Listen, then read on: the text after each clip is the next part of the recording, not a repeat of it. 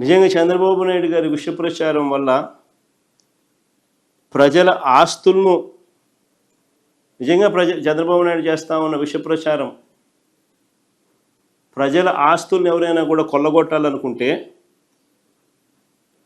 ఎవరైనా కూడా ఇంత పక్కాగా యూనిక్ రాళ్ళు, ప్రత్యేకమైన రాళ్ళు పాతి ల్యాండ్ పార్సిల్స్కు నలువైపులా లాటిట్యూడు, లాంగిట్యూడు ఇవన్నీ కూడా జియో ట్యాగింగ్తో అనుసంధానం చేసి ఇవన్నీ కూడా పెట్టి పొందుపరిచి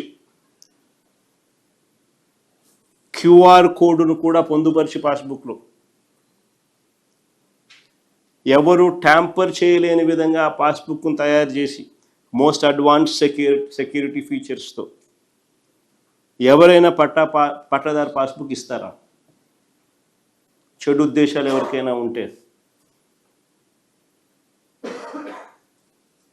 అబద్ధాలకైనా కానీ ఒక హద్దు ఉండాలి, ఒక పొద్దు ఉండాలి. అయ్యా చంద్రబాబు, నేను అడుగుతా ఉన్నా, ఈ చంద్రబాబు ఎవరైతే ఉన్నారో ఏ చిత్తశుద్ధి లేదు ఈ మనిషికి, సీరియస్నెస్ అనేది ఉండదు ఈ మనిషికి. ఎవడైనా చేస్తే వాళ్ళ క్రెడిట్ తానే తీసుకునే ప్రయత్నం చేస్తాడు తప్ప ఏదైనా చేయాలని, ఆ చేసేది చక్కగా చేయాలి అని చెప్పి ఏ రోజు ఆయనకు చిత్తశుద్ధి కూడా ఉండదు. బేసిక్లీ ఆయనకు అవగాహన కూడా తక్కువే. సర్వే అంటే ఏందనేది కూడా చంద్రబాబు నాయుడుకి అవగాహన కూడా తక్కువే. ఎందుకంటే ఏ పొద్దున్న ఇన్వాల్వ్ అయింటే కదా, ఏ పొద్దున్నా కానీ నేను చెయ్యాలి అని చెప్పి తాపత్రయం పడింటే కదా. ఎందుకు ఈ ప్రశ్న అడుగుతున్నానో తెలుసా? అసలు సర్వే అన్నది సర్వేరాలు లేకుండా అసలు ఎలా పూర్తయినట్లు? సింపుల్ క్వశ్చన్ నేను అడుగుతా ఉన్నాను.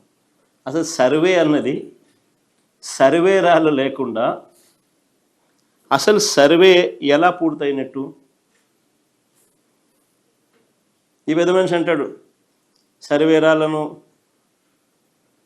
కొన్ని కోట్ల సర్వేరాలను తరలించినారు, గ్రామాలకు చేయించి తరలించినారు అని అంటాడు.